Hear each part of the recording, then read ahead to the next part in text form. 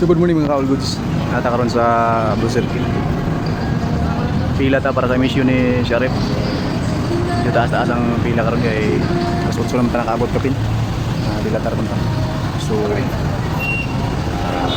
atong ipa-mission ng atong tower bike.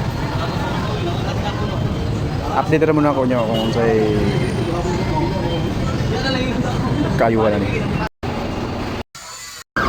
So, stop over muna ako mga ka-all-goods.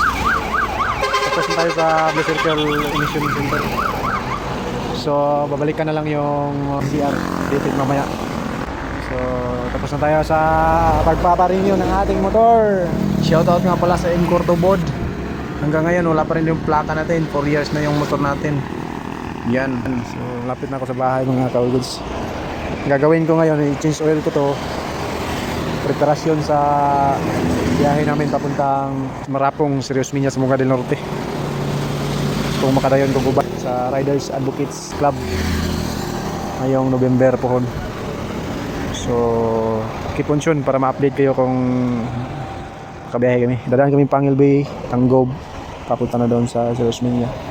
Daanan natin yung nag-viral na ilog na tinatawid ng jeep na kulay green, yung ilog na malalim.